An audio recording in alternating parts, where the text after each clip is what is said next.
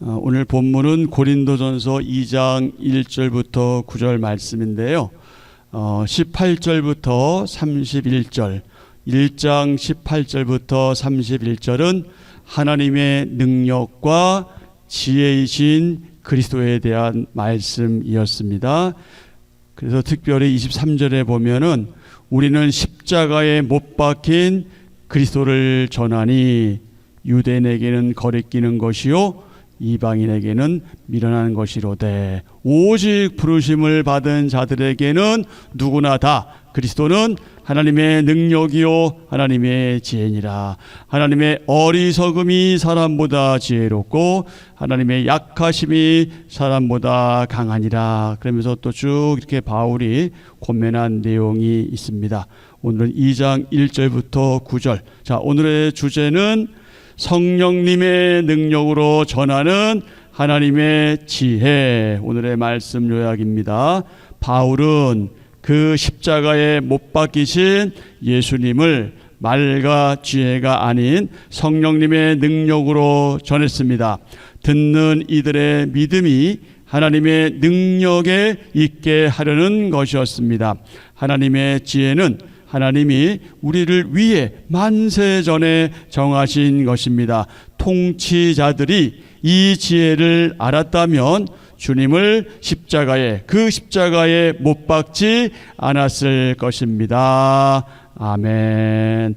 1절부터 5절의 주제는 성령님을 의지한 복음 전도, 6절부터 9절은 하나님의 비밀한 지혜. 자, 2장 1절부터 5절은 그 십자가에 못 박히신 메시아 그리스도 예수님에 대한 내용이죠. 복음 전도는 사람의 설득이 아닌 성령님의 역사로 이루어집니다. 고린도 교회가 세워지고 성장하기까지 바울은 인간적 수단에 의존하지 않았습니다. 1절 형제들아 내가 너희에게 나아가 하나님의 증거를 전할 때에 무엇과 무엇의 아름다운 것으로 아니하였다? 말과 지혜의 아름다운 것으로 아니하였다. 여러분 여기서 계속 반복되는 단어가 뭐예요? 지혜죠. 지혜, 그죠? 지혜. 하나님의 지혜. 하나님은 지혜의 원천이십니다. 지혜는 주님을 경외하는 성도들에게 주어지지요. 그러므로 지혜는 근본적으로 누구에게 속한 것이다? 하나님께 속한 것이다. 그리고 언제 그 지혜를 얻을 수 있다? 하나님과 함께 할 때 지혜를 얻을 수 있다. 바울은 예수님은 하나님의 지혜이시며 그 속에 지혜와 지식의 모든 보화가 감추어져 있다고 증언했습니다. 세상의 지혜는 그 십자가에 예수 그리스도를 꺼리고 미련한 것으로 여기지만 하나님은 이 세상의 지혜를 미련하게 하셨습니다. 말과 지혜의 아름다운 것은 당시 유행했던 수사법이나 웅변수를 말하고요. 사람들의 관심을 끌어모으기 위해서는 그 아주 그 매력적인 말, 여러분 말 잘하는 사람 있잖아요. 저도 좀 말 좀 잘했으면 좋겠는데 사실 제가 말을 잘하는 사람이 아니라 좀 그렇긴 한데 이게 매력적인 말 그리고 기술이 필요할 수도 있겠죠. 하지만 중요한 것은 뛰어난 언변, 말 잘함이나 지식이 교회를 세우는 것이 아니다. 바울이 알고 또 사람들에게 알린 것은 무엇입니까? 오직 예수 그리스도와 그분의 그 십자가. 2절 내가 너희 중에서 예수 그리스도와 그가 십자가에 못 박히신 것 외에는 아무것도 알지 아니하기로 작정하였습니다. 아멘. 바울은 인간적인 설득과 지혜가 아니라 오직 성령님의 능력으로 복음을 전했습니다. 3절과 4절 내가 너희 가운데 거할 때에 약하고 두려워하고 심히 떨었노라. 내 말과 내 전도함이 설득력 있는 지혜의 말로 하지 아니하고 다만 성령님의 나타나심과 능력으로 하여. 아멘. 그러므로 고린도 성도들의 믿음은 무엇에 기초한다? 하나님의 능력에 기초합니다. 5절, 너희 믿음이 사람의 지혜에 있지 아니하고 다만 하나님의 능력에 있게 하려 하였노라. 아멘. 복음을 전할 때 우리가 저와 여러분이 내려놓을 것과 의지할 것은 무엇인지 깊이 묵상해 보는 하루 되었으면 좋겠습니다. 자, 6절부터 9절 하나님의 비밀한 지혜죠. 성령님으로 보이셨다는 내용입니다. 바울이 전한 것은 세상의 지혜가 아니었습니다. 무엇이었습니까? 하나님의 지혜죠. 바울은 이를 온전한 자들에게 전했습니다. 온전한 자들은 누굽니까? 예수님을 믿고 따르며 성령님 안에서 성숙해져 가는 모든 신자가 바로 온전한 자입니다. 여러분 기억나시죠? 우리는 완전할 수 없다. 그러나 어떻게 될 수 있다? 성숙할 수 있다. 이게 이제 온전해지는 거거든요. 예수 그리스도의 장성한 분량에 이르는 그런 과정에 우리가 있고, 우리가 그렇게 성령님 안에서 성숙해져가는 그런 상태, 그것이 의미하는 온전한 자를 이해할 수 있고요. 자, 6절입니다. 6절. 그러나 우리가 온전한 자들 중에서는 지혜를 말하노니 이는 이 세상의 지혜가 아니요 또 이 세상에서 없어질 통치자들의 지혜도 아니요. 아멘. 이 세상에서 없어질 통치자들의 지혜도 아니다. 통치자, 여러분 최고의 통치자는 누구십니까? 당연히 하나님이시죠. 이 세상의 모든 만물은 하나님에 의해서 다스려지고 통치됩니다.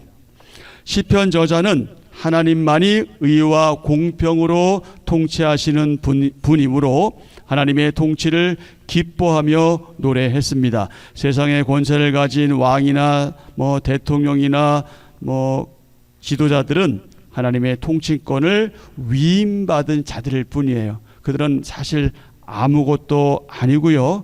우리가 교회 구조 속에서 늘 말하는 것처럼 그들은 섬기는 자들이에요.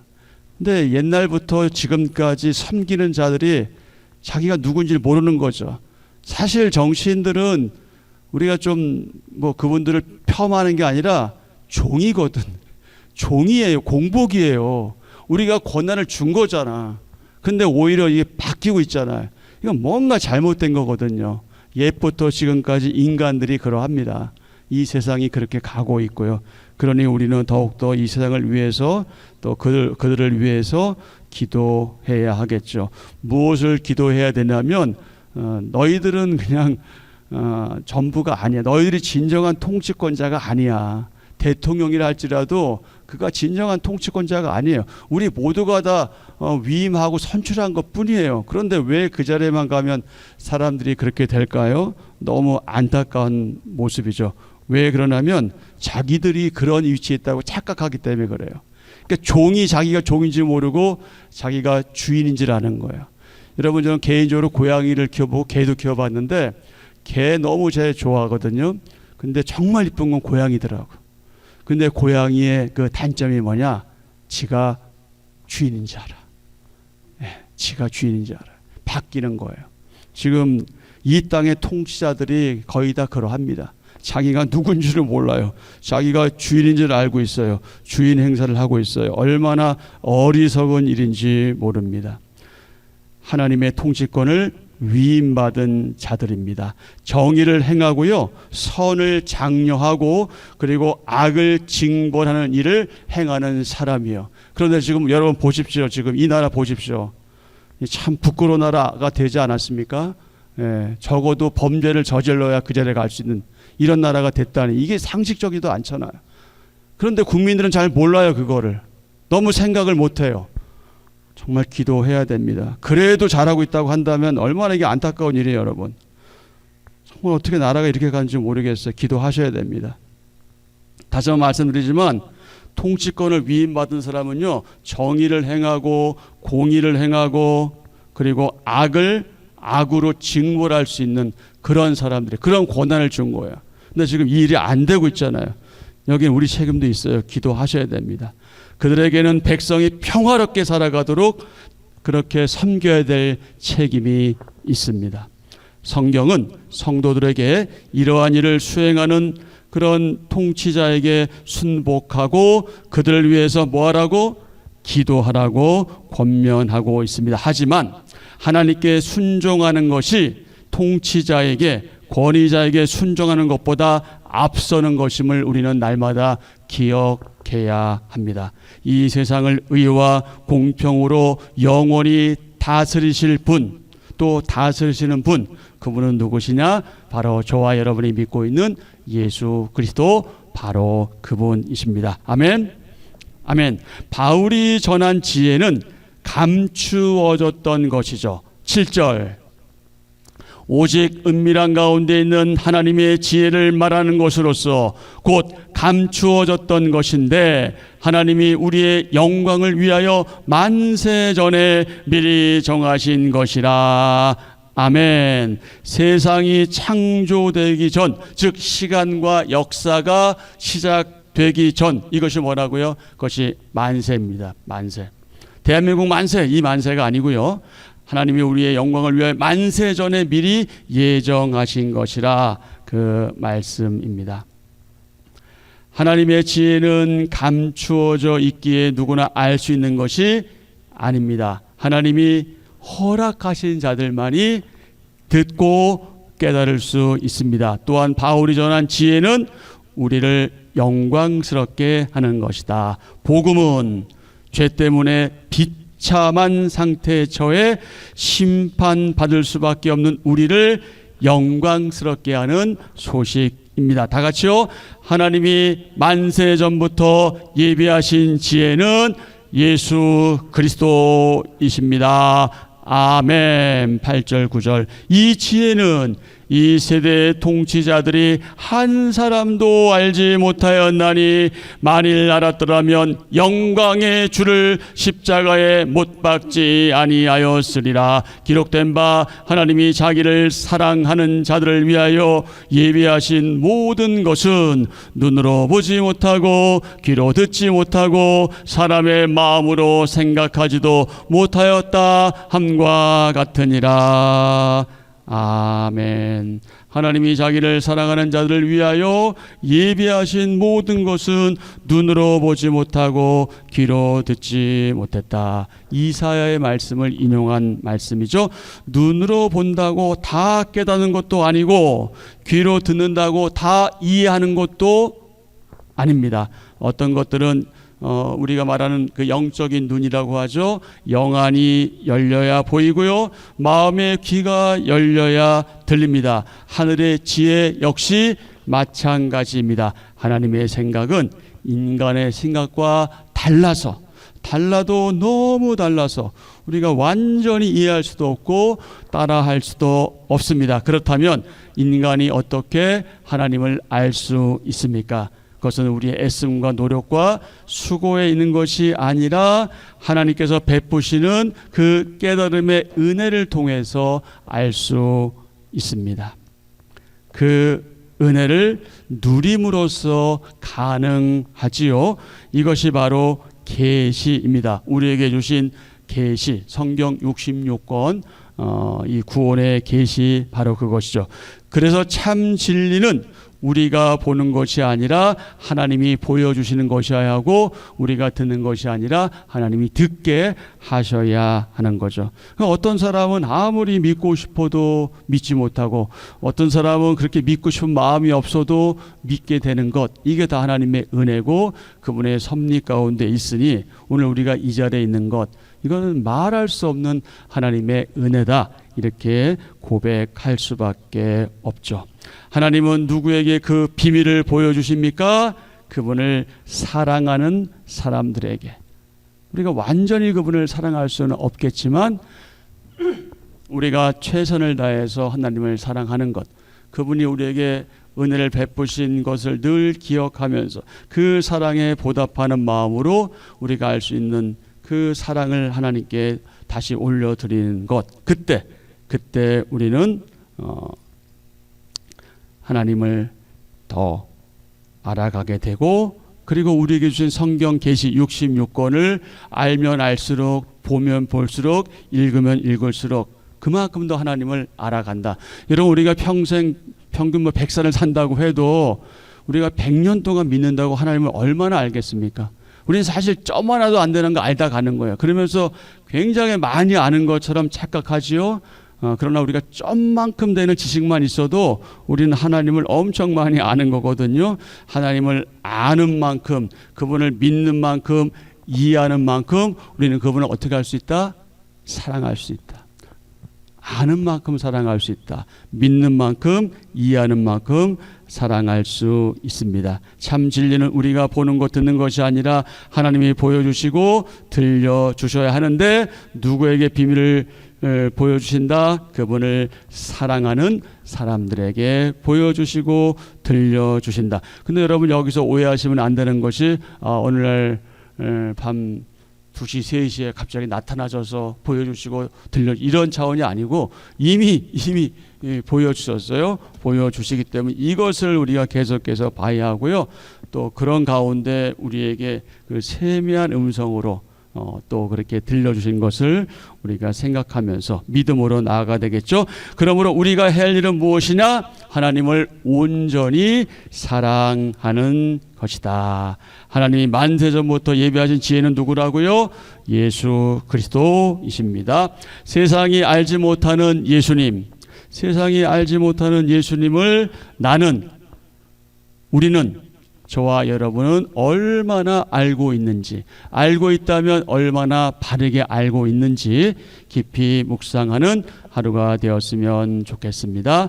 사람의 지혜가 아닌 성령님의 능력으로 예수님의 십자가, 그 십자가 복음을 전해야 하고요. 이 구원 계획은 하나님께서 언제? 만세 전에 예정하신 것이다. 하나님은 예수님의 그 십자가를 통해서 이 세상을 향한 구원 계획을 드러내셨습니다. 예수님의 그 십자가에 나타난 하나님의 지혜를, 성령님의 능력을 힘입어 전해야 합니다. 자, 우리 한번 같이 하실까요? 그 십자가의 복음만으로 충분하다. 네, 그 십자가의 복음만으로 충분합니다. 오늘날 이 설득에 관한 책들이 너무 많이 나와 있어요. 설득, 그리고 강연들이 본물 터지도록 쏟아지고 있죠. 자신이 원하는 것들을 얻도록 설득력을 가르치는 것입니다. 여러분, 설득력 중요해요. 잘 설득하는 거 너무 중요한데, 자, 그렇다면 여러분, 전도하는 것, 우리가 복음을 전하는 것도 설득으로 가능할까요? 가능할 수도 있겠죠. 그러나 그것이 100% 가능성을 주는 것은 아닙니다. 자, 3가지. 첫째, 무엇으로, 누구로 충분하냐? 첫 번째, 오직 예수님만으로 충분하다. 오직 예수님만으로 충분하다. 전도는 사람의 탁월한 말과 지혜로 되는 것이 아닙니다. 예수님의 그 십자가만을 전할 때 가능합니다. 그게 가능하겠어? 가능하죠. 왜냐하면 하나님께서 전도에 미련한 것을 통해서 역사하시기 때문에. 두 번째, 누구로 충분하다? 성령님의 능력으로 충분하다. 오직 예수님으로 충분하고요, 성령님의 능력으로 충분합니다. 믿음은 설득력 있는 말이나 지혜 있지 않고 성령님의 나타나심과 능력만으로 가능하기 때문에 그렇습니다. 마지막 3번째, 무엇으로 충분하다? 하나님의 무엇으로? 능력. 여기서는 능력 포함해서 계속 반복된 게 뭐예요? 지혜. 하나님의 지혜로 충분하다. 만세 전에 미리 정하신 하나님의 지혜가 바로 예수님의 그 십자가를 통해서 나타났습니다. 그래서 전도는 창세전에 정해진 하나님의 지혜를 전하는 것이지요. 사랑하는 여러분, 그 십자가의 복음으로 충분합니다. 그 안에 모든 지혜와 능력이 담겨 있습니다. 이제 성령님의 능력을 힘입어 복음을 힘써 전하고 하나님의 지혜를 널리 전하는 저와 여러분 되기를 축복합니다. 아멘. 자, 한절 묵상 옆에 보면은 프라이어라는 사람이 이런 얘기를 했어요. 뭐라고 얘기했을까요? 예수 그리스도와 그분의 십자가를 삶의 중심에 두고 행함이 최고의 지혜다. 자, 무엇이 최고의 지혜다? 예수님과 그분의 그 십자가를 삶의 중심에 두고 살아가는 것, 이것이 최고의 지혜다. 요거를 좀 더 줄이면 예수 그리스도와 그분의 그 십자가 그리고 부활. 좀 더 줄이면 예수 그리스도의 그 십자가와 부활. 이것입니다. 이것을 우리 중심에 놓고 살아가는 것, 이것이 뭐라고요? 최고의 지혜. 정말 최고의 지혜이신 예수님을 통해서 내려온 또 다른 최고의 지혜. 우리에게 주어진 의미에서 최고의 지혜는 바로 그것이죠. 자, 한 절 묵상입니다. 성령님의 임재 속에서 선포되는 말씀이 회심을 일으킵니다. 바울 시대에는 화려한 논리로 사람을 설득하는 수사학이 환영받았습니다. 바울은 수사학적 연설을 설득력 있는 지혜의 말이라고 규정합니다. 그런데 지성과 감성에 호소하는 지혜의 말은 타락한 인간의 본성을 변화시킬 힘이 없습니다. 사람을 변화시키는 힘은 언변이 아니라 성령님의 능력입니다. 전도자는 자신의 말솜씨를 의지하지 말고 사람의 마음을 움직이는 성령님을 신뢰해야 합니다. 아멘. 오늘의 기도 함께합니다. 하나님, 저의 구원을 위해 창세전부터 하나님 안에 감추어 두신 영원한 지혜를 찬양합니다. 세상의 유한한 지식과 불완전한 정보에 빠져 허우적거리는 이들 불쌍히 여기소서. 기도 없이 그들을 설득해 보려는 헛수고를 버리고 성령님의 도우심을 의지하며 복음을 전하게 하소서. 예수님의 이름으로 기도합니다. 아멘. 아멘.